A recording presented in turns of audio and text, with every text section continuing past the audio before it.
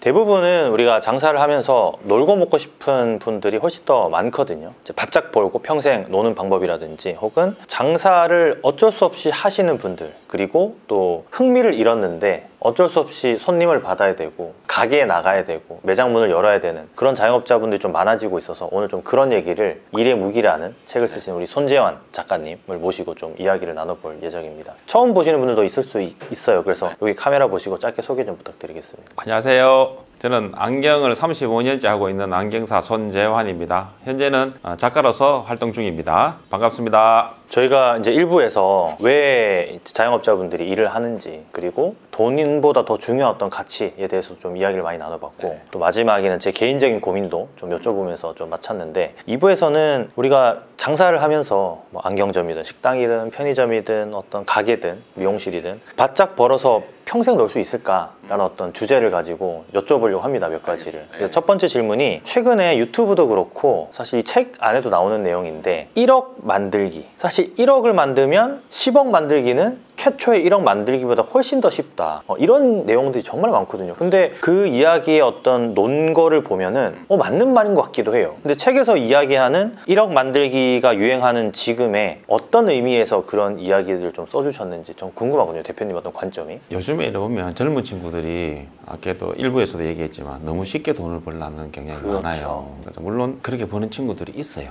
근데 그거는 확률이 얼마 안 돼요. 그 사람도 엄청나게 노력하고 했겠지만 그런 특별한 경우 저는 이제 돌연변이라고 얘기합니다. 돌연변이들을 따라가면 안 된다고. 보통 사람들은 그걸 못해요. 그러면 보통 평범한 사람들은 어떻게 해야 되느냐, 그게 중요한 거지. 그래서 내가 항상 얘기하는 게 뭐냐면 1억만 먼저 모아봐라. 큰 뭐 100억 얘기하지 말고 일단 네 주머니 아무것도 없지, 1억만 한번 모아봐라 라고 해서 그 플랜을 짜라 합니다. 1억 만들기 플랜. 프로젝트를 네가 플랜을 한번 짜봐라.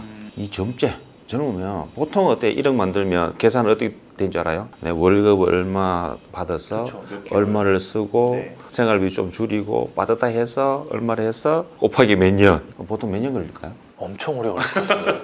엄청 오래 걸려요. 왜냐하면 뭐 급여가 3, 400이 되더라도 생활비를 빼고 나면 한 달에 100에서 많아봐야 150만 원 정도를. 그래, 그런 친구들이 성공에 뭐 100억, 10억을 꿈꾸고 있으니까 그러면 그렇게 짜면 니는 못 모은다. 1억을 최단 단기간에 네가 뭐 알바를 하든 노가다를 하든 뭘 하든지 간에 어떻게 해서 1억 모을지를 다시 한번 짜오라 그래요. 그러면 적어요. 그러면 단기가 줄어듭니다. 그냥 내가 생활하는 데서 월급 받아서 1억 모으면 못해요. 질린다니까. 잠 적게 자고라도 알바를 하든 확률을 높입니다. 단 왜 그걸 시키냐 하면, 예를 들어 3년을 했어요. 3년을 했을 때 뭐가 생겼을까요? 방법을 찾아야 돼요. 본인한테 맞는 방법이 나오는 거구나. 그 돌연변이를 따라가는 방법이 아니고. 그 다음에 뭐냐면 자기의 믿음이 생겨요. 나는 할 수 있구나. 3년 안에 2년 안에 1억을 모았어요. 할 수 있다는 자신감이 생겨요. 아까는 그냥 생각하면 남말 얘기하면 자신감이 없어요. 남의 얘기거든. 부러워요. 그리고 그 돌연변이를 따라가지 말라는 말이 요즘 들어서 더 많이 와닿는 이유는, 그 돌연변이들이 많은 강의들을 하거든요. 나처럼 하면은 큰 돈을 벌 수 있고, 근데 알고 보면 대표님이 보신 그 통찰이 맞는 거죠. 그 사람은 돌연변이였기 때문에 가능했던 거고, 그 사람의 성공 방식이 모두한테 적용되지는 않는 거라는 말씀이신 거잖아요. 절대 그걸 따라가면 안 돼요. 진짜 뭐 그런 사람들은 특별하잖아. 없어요. 손꼽혀요. 그런 사람들은 우리하고 레벨이 다르다는 얘기지. 평범한 사람 기준에서 보통 사람이 할 수 있는 기준으로 내가 찾아봐라. 그래서 내가 저 1억을 한번 만들어 보래요. 1억도 못 만든 사람이 무슨 10억을 꿈꿔요? 네 통장에 돈 얼마 있냐 물었을 때 돈 없대 전부 다. 그렇죠. 돈 없이 무슨 10억을 꿈꾸냐고. 현실적으로 비현실적이잖아. 그거 생각하지 말고 어떻게든 젊으니까 1억 모을 플랜 네가 한번 짜봐라. 잠을 적게 자고 아침에 나가 뭘 하든 알바를 하든 직장 다니고 좀 적게 자고 그 정도로 한번 성취 목표를 달성하는 걸 해보면 그 다음에 2단계가 나와요. 그러면은 우리가 이제 두 번째 질문이, 사실 저희가 이제 일에 대해서 이야기를 하다가 이제 돈 얘기가 갑자기 나와가지고 이제 뭐 1억까지 나왔는데, 보통은 일을 안 하게 되면 행복하다라는 결론을 내거든요. 일 없이 놀기만 하면은 행복하다라는 결론을 내리는데, 사실 대표님이 말씀하시는 거는 또 아니잖아요. 아니죠. 그게 왜 아닌 건지. 저도 사실 그렇게 생각했거든. 저도 그렇게 생각을 하고 있죠. 지금도 그렇고. 근데 내가 이제 나이 들고 손님들 받고 이래 하면서 내가 이걸 그냥 생각만 하고 있었는데 현실적으로 요즘에 많이 많이 느껴요. 어떻게 느끼냐면 요즘에 정년퇴직이 많아요. 그 사람들이 갈 곳이 없어요. 그죠? 그런 손님들이 와서 얘기를 해. 여보 좋겠대. 아씨 나는 힘도 좋은데 지금 뭐 퇴직해가지고 뭐 갈 데도 없고 그런 사람들이 이제 퇴직할 게 없는 거예요. 근데 그 사람 연금도 받아. 그래서 물어보지 뭐 하세요? 좋잖아요. 왜 올라가 뭐 스트레스 안 받고 야 시간 노는 것도 하루 이틀이지. 아침에 나와서 헬스 가고 헬스 좀 하고 친구들 만나고 밥 한 끼 먹고 그다음 골프 좀 치고 다 해. 야 그것도 하루 이틀이지. 재미없다. 재미없다는 표현을 무수히 듣습니다. 그 사람들도 그런 거야. 아 현직에 있을 때가 좋더라. 그게 뭐 일이라 해야지. 또 뭐냐면 저는 일을 요즘에 뭐 에너지라고 생각해요. 한날 그분이 한 70대 정도 된 분인데 키도 작고 힘이 세요. 일을 하시더라고. 나 어느 한순간 일을 안 하신대. 그래 보니까 얼굴에 혈색이 하나도 없는 거야. 우리가 손님 자주 보면 보이잖아요. 안식 이걸 어디 아프세요? 하니까 아프진 않고 지금 내가 백수 됐어요. 짜증나서 그만뒀대요. 왜 그만뒀냐고 하니까 아씨 월급 좀 더 올려달라고 하니까 월급 안 해주도록 하면서 나는 30년, 40년 일했는데 월급 차이 별로 안 나서 짱나서 그만뒀대. 그래가 이제 한두 번도 계속 혈색이 안 좋아. 그럼 계속 노신대. 난 몇 달에 또 오셨더라고. 얼굴이 확 폈어요. 얼굴 좋으신데요. 그러니까 다시 취직했잖아. 일을 통해서 그 사람의 활기, 생명력이 있더라고. 그래서 아 일이란 게 이런 거구나. 그 보통 어른들이 쉬면은 약간 몸이 아프고 병 생기잖아. 어떤 약간 그런 비슷한 맥락인 거네요. 그래서 일은 에너지다. 그래서 일은 놓으면 안 된다. 평생 내가 놀아야 된다고 생각하면 재미없어요. 매일 해봐라. 이게 루틴 좋지 남들 보기에는. 근데 재미없다. 그러면 이제 이 질문도 약간 원초적인 질문일 수 있는데 이제 일터로 가면서 직장이든 가게든 그렇게 나가면서 신이 나는 사람이 있다라고 하셨잖아요. 그리고 신이 나야 된다고 하시는데 신이 나는 사람이 있을까요? 일하러 나가면서. 젊었을 때는 나도 진짜 하기 싫었거든. 얼마나 피곤해요.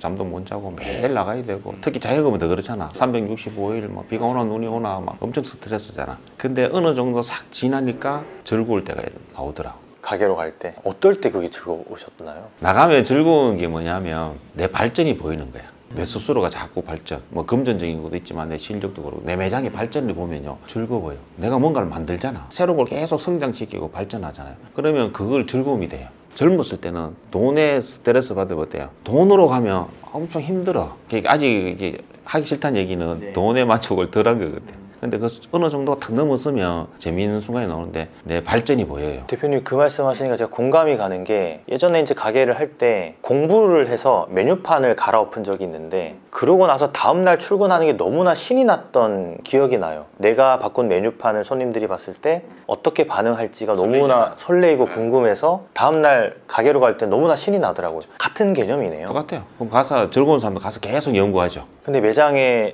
어떤 열정이 떨어지면은 아무것도 안 바꾸게 되고 전혀 관심이 없으니까 일터에 가는 것 자체가 스트레스죠. 그 다음에 또 두 번째는 뭐냐면 내 가치와 일에 대한 가치가 믹스됐을 때. 그래서 내 가치가 나가서 고객을 뭐 만족시키고 그런 의미라면 또 매장도 고객과 똑같잖아 역할을. 그래서 그런 일에 대해서도 내 일로 통해서 내 가치를 이제 만족시키는 거죠.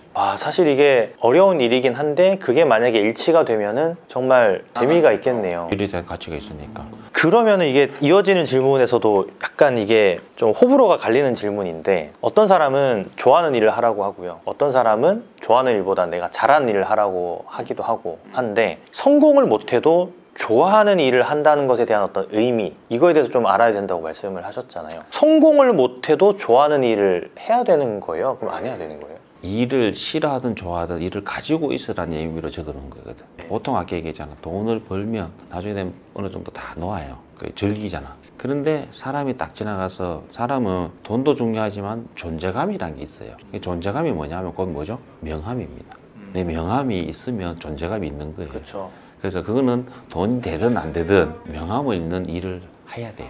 나이가 들수록 그냥 아무것도 안 하고 그냥 뭐 퇴직하고 놉니다 그런 것보다는 뭔가 하는 명함을 갖고 있으면 일이 오래 가면서 내 존재감이 있어요. 젊은 사람들 잘 모르는데 나이 60, 70 돼서 퇴직하고 다시 명함이 없잖아. 그 명함을 찾기 위해서 자격증 또 공부한 사람도 많아요. 그걸 갖고 있으면 젊었을 때 준비했으면 어때요? 계속 가면 되지. 돈이 되고 싫든 좋든 그 상관이 없이 그냥 내 명함이 있으면 내 존재감이 있잖아. 어디 가도. 그러면 사람이 가면 어때? 즐겁죠. 내가 그래도 이 뭔가를 하고 있다. 하기사 지금 생각을 해보면 내가 나이 들고 은퇴를 했을 때 누군가를 만나러 간 자리에서 어떤 일 하세요? 라고 했을 때 그렇죠. 딱히 말할 수 있는 어떤 그런 게 없다면 그걸 준비하라는 얘기. 너무나 스스로 약간 가치가 떨어지는 느낌을 받을 수 있을 것 같긴 해요. 그것 때문에 일을 존재감을 위해서 일을 좀 해라. 나이 좀 들 때 보니까 주위에 그렇더라고. 명함 없는 사람들은 존재감이 없더라. 그러면 이제 우리가 또 기술자 보통 기술자라고 하면은 우리가 가지는 직업에 있어서 한 20, 30대? 이때는 보통 기술자 역할들을 많이 하잖아요.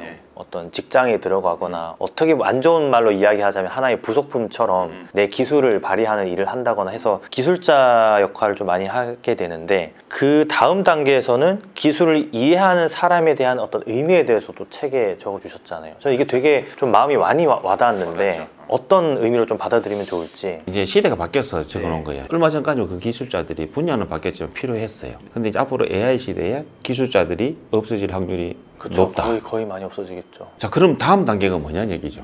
그래서 내 책에 적어놓은 뭐냐면 감각이라는 표현을 썼어요. 일에 대한 감각을 요구하는 시대가 왔다. 옛날에는 그냥 내가 뭔가 뭐 시키면 기술자로서 시키면 오다만 내리면 행위를 하는 건데, 이제는 그게 AI나 자동화로 대체될 것이다. 그럼 다음 단계 뭐냐? 그 일에 대한 감각을 가지고 있는 사람. 예를 들자면 어떤 예가 있을까요? 조금 더 쉽게 이해할 수 있도록 좀. 안경으로 보면 앞으로 모든 사람들이 이제 기술자 뭔가는 어느 일부분은 다 대체가 돼요. 그 다음에 감각의 영역인 부분은 대체가 안 돼요. 우리는 이제 얼굴을 맞춰주는 직업이잖아. 이거는 감각이에요. 사람들의 감각을 내가 만족시켜야 되는 그런 영역을 개발해라. 그렇지 않으면 다 대체되기 때문에 살아남으려면 그 일의 감각의 영역이 뭔지를 보고 그걸 연구하라는 얘기죠. 그 분야에 있어서도 일의 감각에 속하는 영역이 있으니까 그거를 배워야 되는 거네요. 그걸 연구하고 가야 된다. 그래야 감각이 있어야 챗GPT도 질문을 하죠. 외식업으로 치자면은 요리를 하는 기술자가 있는데 이제는 요리를 해주는 로봇이 나오거나 거기에서 일의 감각이로 하면은 맛을 보는 거는 사람이 해야 되는 거예요. 그렇죠. 그걸 전체적으로 다 이해하고 있는, 맥락을 알고 있는 사람이 맛을 보고 우리 상권이나 우리 매장이나 우리 업종에 맞는 어떤 맛을 그렇죠. 내가 최종적으로 알 수 있는 개발하는 거니까. 거죠. 직접 요리는 못 해야 된다. 그쵸, 이제는 그쵸, 그죠? 그쵸. 레시피만 딱 맞네요. 만들어서 딱 맞네요. 해주면 되는 거예요. 이 감각이 살아있는 사람은 성공한다. 근데 모든 분야에서 그게 다 통용이 되는 거고. 다 그래야 된다. 아, 그리고 이제 이것도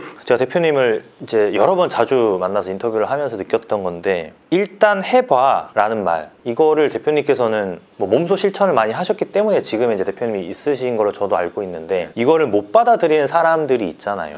그럼 그런 사람들은 약간 어느 부류에 속할까? 그런 사람들 약간 성공하기가 힘들까요? 그 사람들은 포기해야죠. 뭐를 포기해요? 인생을? 인생을 포기해야지. 다른 삶을 살아야 돼. 그러니까 행동이 없는 상태에서는 뭔가 결과물이 안 나와요. 그러면 일단 해봐라는 말을 못 받아들이는 사람은 어떤 좀 사례를 얘기를 해주시면 조금 더 이해하기가 편할 것 같은데, 어떤 사례가 있을까요? 해바라를 못 받아들이는 사람들은 뭐가 없을까요? 용기가 없어요. 용기가 없는 사람들은 겁이 내서 안 해봐요. 그러니까 용기 있는 사람만 어떤 성공할 수 있는데 용기가 없어요. 그러면 제 같은 경우에는 나 직원들 서니까 용기 없는 사람도 있잖아. 방법이 있어요. 방법이. 일단은 급습을 합니다. 저는 평상시에 준비도 잘 안 해요. 그냥 가만히 있다가 어느 날 한순간에 해봐라고 뜨지 갑자기 뛰어듭니다. 그럼 얘가 마음의 준비를 못 해요. 그런데 시간을 주면요, 얘 용기 없는 애들은 쫄아서 못 해요. 아, 그러니까 준비 기간이나 뭐 아예 안 줘요. 그런 거 워밍업 할 수 있는 걸 주지도 않고. 않고 시키면 더 확률이 높아요. 예를 들어서 우리가 이제 안경과학과가 나오면 이제 자격증을 따는데 아무것도 할 줄 몰라요, 사실은. 그러면 이제 배우고 싶은 말이 있을 거 아니에요. 저는 잘 안 가르쳐 줘요. 일단은 보라 그래요. 보는 게 배우는 거다, 원칙이거든.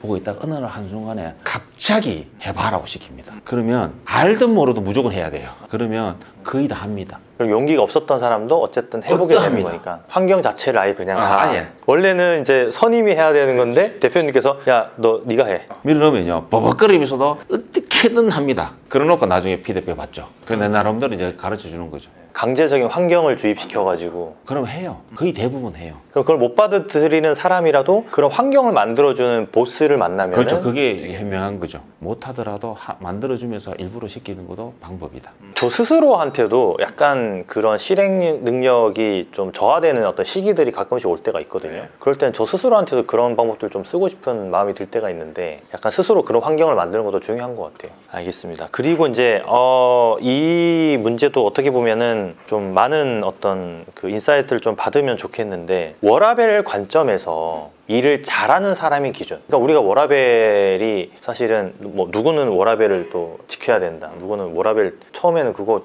굳이 그런 것까지 따져가면서 일하면 안 된다, 뭐 이렇게 말씀들을 많이 하시는데, 워라벨 관점에서 일을 잘하는 사람의 어떤 기준이라는 게 어떻게 생각하시는지 대표님은? 저는 뭐 우리 세대하고 달라서 우리는 그쵸. 뭐 사실 그때는 워라벨이 없었잖아요. 그런 거 없었어요. 그런 거 없었어요. 일밖에 없었어.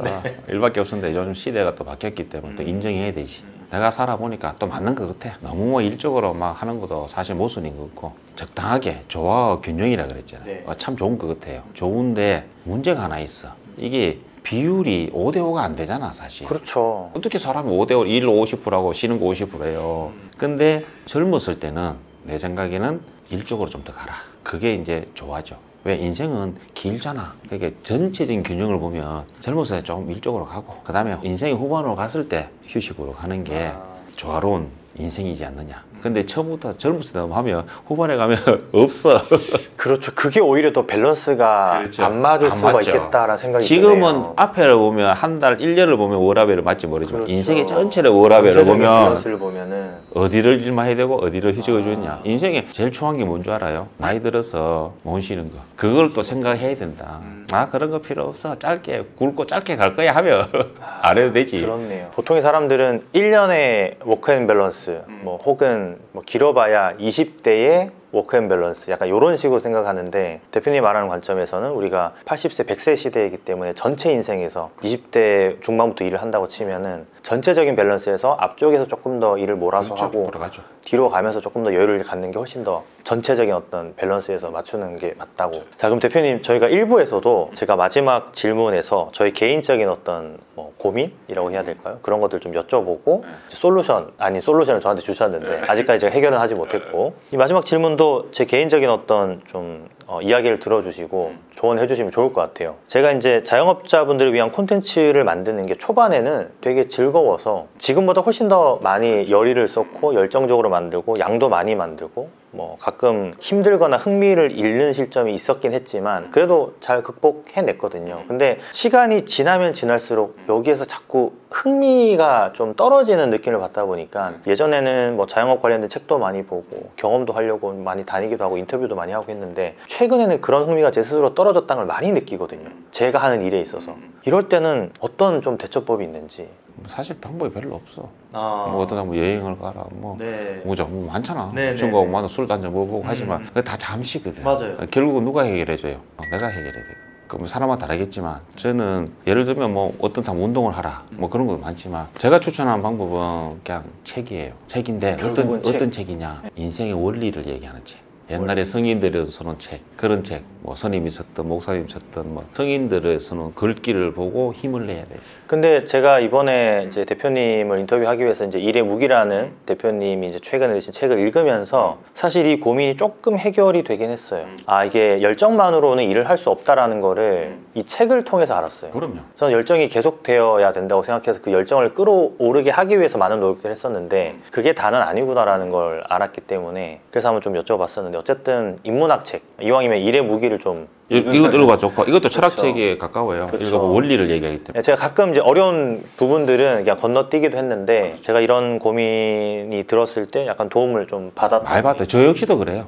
사람 누구나 힘 안 들어요. 네네. 권태기 오잖아. 하다 보면 하기 싫을 때도 있고 뭐 나태해질 때도 있는데 그럴 때마다 가서 친구 먹고 술 먹어봐야 잠시라. 그리고 제 이야기를 공감해 줄 수 있는 사람이 위로만 받지 그것도 잠시잖아. 결국 그 해결을 못 한단 말이야. 결국은 내 스스로 해결해야 되는데 그냥 내 스스로 보면서 내보다 인생을 산 사람들은 어떻게 살아왔고 어떤 해석을 하고 또 이 세상은 어떤 이치로 움직이고 있고 또 인간들은 또 인간관계도 또 골치 아프잖아. 그렇죠. 그죠? 그런 게 섞여 있잖아. 그런 걸 보면서 스스로를 이렇게 갈고 닦죠. 그러면 어느 또 시간이 지나면 글자 한 개를 딱 읽었을 때 용기가 생기는 게 있어요. 명언이라 한 그러죠. 문장 그 글귀 읽고 용기를 낼 때 엄청 많아요. 그래서 집에 책 많이 읽었잖아요. 네. 요즘은 제가 이제 나이 들어서 쓰는 방법은 새로 나온 책들은 그냥 뭐 대충 읽어요. 옛날에는 내가 우리 집에 오면 책 읽었던 거에 줄을 다 꺼놓은 게 있어요. 네네네. 그럼 힘들면 가서 옛날 책을 뒤에서 그 글귀만 읽어요. 그거 보면 또 마음에 와닿는 게 있어요. 고전이나 약간 그런 인문학 쪽 네. 책도 좀 읽는 게 도움이 되는 거예요. 훨씬 좋죠. 결국 내가 스스로 힘을 내야 되지. 남이 내줄 수는 없잖아. 알겠습니다. 명심하고 한번 또 일부에서 주셨던 솔루션도 제가 혼자 연구를 해보고 방금 주셨던 솔루션도 제가 마음 깊이 한번 새겨가지고 한번 실행에 옮겨볼 수 있도록 하겠습니다. 일단 해보겠습니다. 아, 그리고 대표님께서 또 운영하신 유튜브 채널이 있잖아요. 인류 아빠. 네, 그 인류 채널은 어떤 채널이에요? 그거는 이제 우리 그 아들하고 대화를 하는데 네. 요즘 젊은 친구들 대화 풀 데가 없잖아. 네. 고민 이런 걸 이제 아들하고 이제 고민 상담을 주고받고 하는 거예요. 그러면 이제 거기에서 공감을 얻는 구독자분들도 많이 있으시겠네요. 제 채널 시청하시는 분들도 이제 뭐 약간 일에 대한 부분이나 어떤 사업적인 고민이 있으신 전체적인 분들은 모든 인생에 있어서 인생에 예, 고민 그런 있으신 거 분들은 인류아빠 채널 가셔가지고 또 많은 공감대 얻고 또 솔루션을 찾으시면 좋을 것 같고 마지막으로 구독자분들한테 인사 좀 부탁드리겠습니다. 제가 이제 건프로님하고 몇 번을 이제 촬영을 하는데 오늘도 이렇게 또 같이 이제 유튜브 촬영해서 영광입니다. 특히 이 프로는 이제 자영업을 하는 분들의 어떤 구독이 많은 걸로 알고 있는데 사실 일을 하다 보면 힘듭니다. 그런데 제가 이 책을 통해서 논하는 건 일의 어떤 종류는 중요하지 않습니다. 그래서 내 하는 일을 가지고 이 사회에 어떤 의미 있는 가치 있는 일을 한다는 그 마음으로 가지시면 훨씬 더 일을 하는데 스트레스나 어떤 강박관념이 줄어들 거라고 생각합니다. 그래서 내가 하는 일에 자부심을 가지시고 충분히 열심히 하시면 내 가치가 올라갑니다. 그때까지 열심히 하셔서 꼭 성공하시기를 바랍니다. 감사합니다. 대표님 인터뷰 고맙습니다. 네, 감사합니다. 네.